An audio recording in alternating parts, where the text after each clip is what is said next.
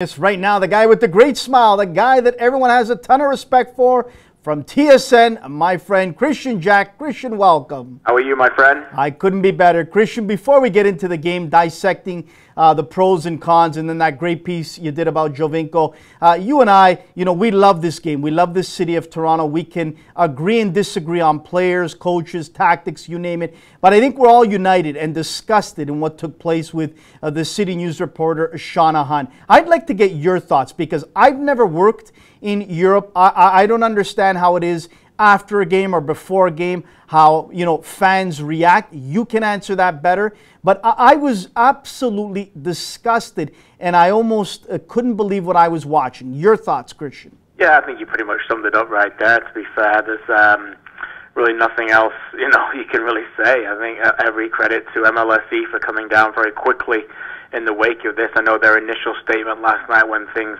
came down didn't seem quite as harsh or maybe as strong a stand as perhaps they could have taken, but they certainly took that today. And they get a lot of negativity in this town, but they deserve credit here, no question about it. And quite frankly, it's a lesson learned, I think, hopefully by a lot of people.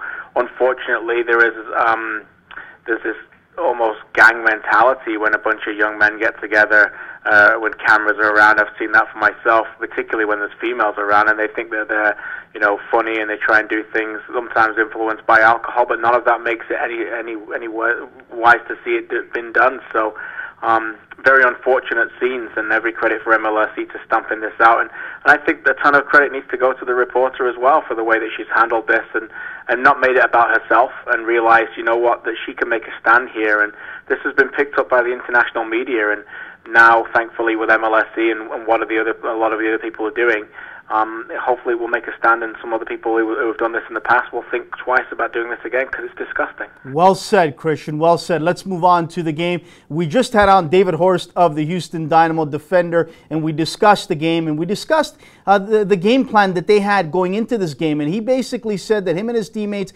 knew what they needed to do. They had come off some real bad losses the last couple, but coming in here, they wanted to play TFC physical. They wanted to keep the crowd out of it for the first 15 minutes. And they did, Kristian.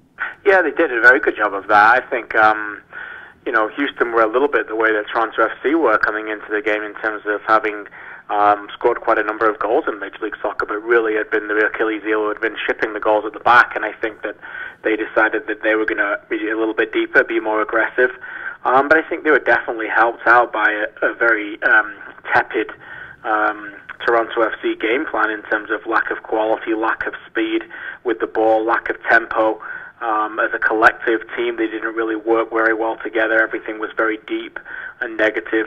But take nothing away from Houston. They did what they needed to do. They've got some very good players going forward. They were the ones who were able to break it open with the goals.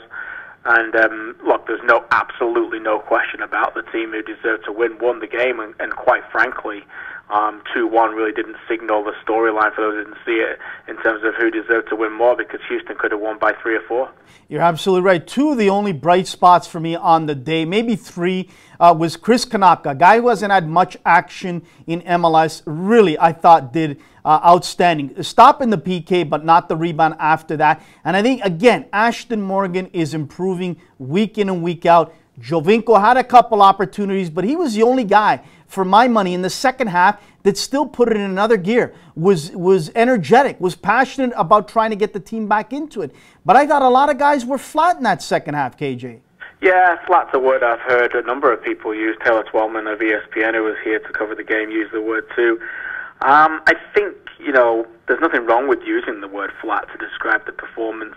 But one thing I'm hesitant to go further on that word, Anthony, is I think some people hear that word and they just think that that's the mindset of the team. And Greg Vanney even hinted maybe at that.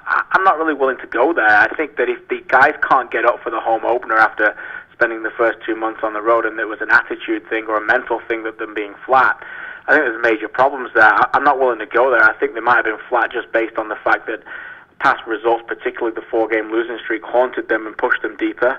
I think they might have been flat based on the fact that the shape of the team doesn't seem to suit them.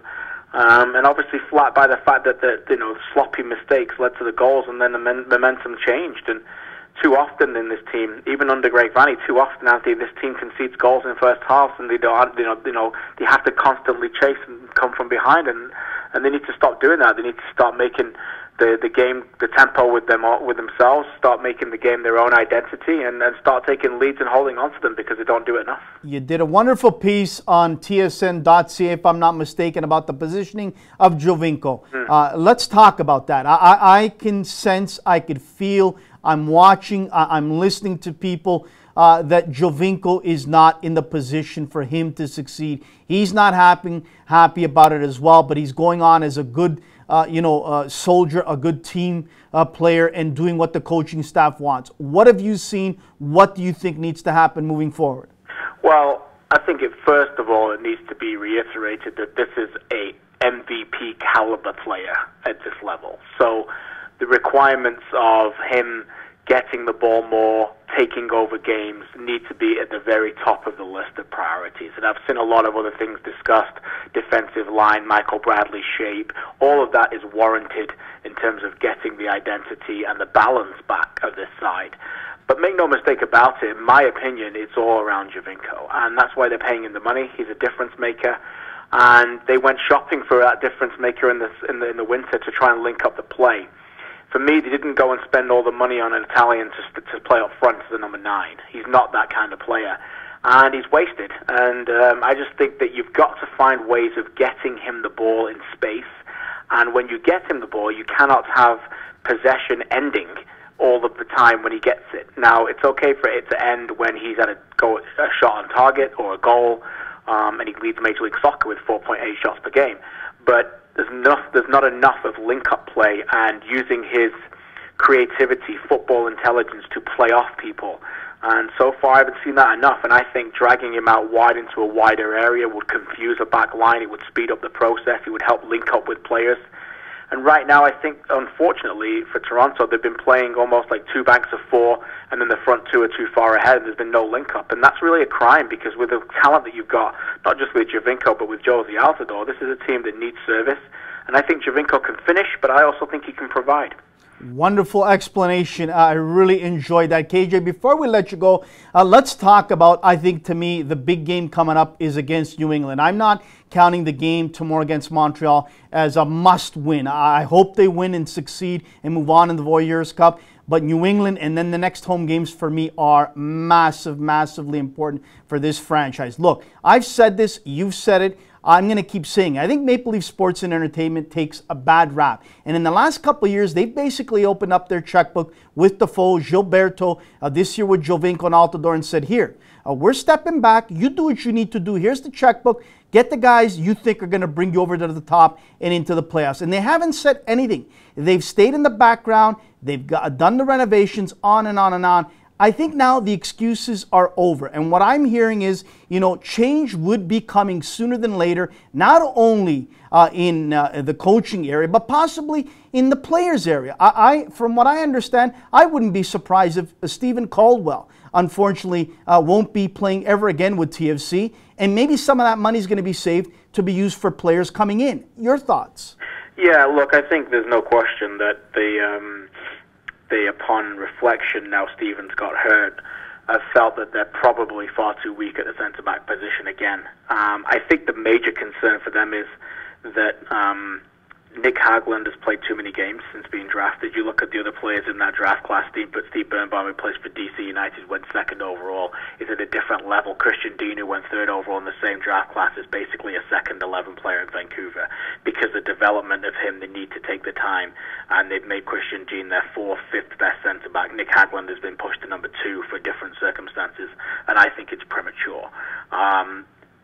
God forbid for Toronto FC fans if Damien Keith goes down and gets hurt. I mean, then you're in massive trouble. So they definitely need some help there, and they need to find a way to get that.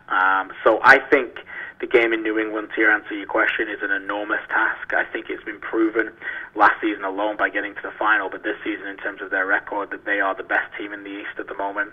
There's certainly challenges to that. Toronto FC are not one of them. DC United, Columbus, and to my surprise, a little bit of the Red Bulls But there's no question in my mind all of those 4 teams will definitely be playoff teams and probably will be the top 4. It's up for Toronto FC to continue to move into that direction to get closer to them. I think they're going to be a playoff team no matter what. Anthony, let's be honest, with the amount of players on their roster, and you mentioned the incredible commitment by ownership, you or I could probably manage that team to the playoffs very comfortably this season. So it's got to be more than that. The requirements need to be not just based on the journey. Sorry, not just based on the destination of ending in the top 6. It's got to be the journey. How do you get there?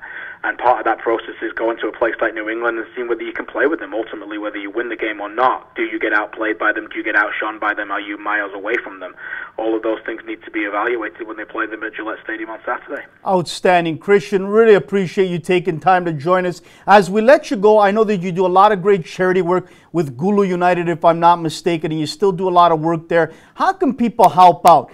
There's kids, that really could use our help to get a pair of brand new soccer shoes, a ball, a kit, you name it, because we have so much here in North America and all over the world, unlike so many others. How can they help? Yeah, well, first of all, you can give at Gulu United a follow on Twitter. That's Gulu and then United as it's spelled. My good buddy Adrian Bradbury's out there right now in Gulu in Uganda working on some tremendous work, and just to follow their story with the pictures and the blogs that they're doing, bringing the Gulu Academy boys together. It's a fantastic story. Victor Satai's been out there as well, coaching as well. He's been heavily involved with that, another Canadian coach. To me, it's very close to my heart, very passionate. Quite frankly, if I had more time, I wish I did. I'd organize a lot more things around it. I still want to organize my tournament in December around that. Hopefully we'll get some more players out and arrange that, and we're thinking about doing one. It's not been announced yet, but I will tell you we're trying to organize a tournament for, I believe, August the 30th at the end of the summer, Rock the Pitch as well, so we can try and get more people out there to, just donate. It's not like we always say, it's not a charity. It's basically just getting behind what we call the biggest little football club in the world, and just to bring a smile to these guys' faces, to get them things that you and I take, a lot of people here take for granted all the time. It's a very difficult, previously war-torn area, and they've been through a tremendous lot. But the great thing about this game that we all love is that it brings people together no matter where they are, and we're going to continue to do that and work hard with these boys for a long time. God bless you, Kristian, for doing that, and we really appreciate it. You can count my money, and I'm going to squeeze my producer to get some money out of him to help out as well. Really appreciate you taking time, Kristian, again, and enjoy the rest of your week, my friend. Anytime. You're a fantastic host and even better, man. Keep it up. Thank you. That is Kristian Jack of TSN. He did a great piece on Giovinco and the formation. Go read it. But hey, Gulu United, this helps out the kids. Please, if you have some extra change, help them out.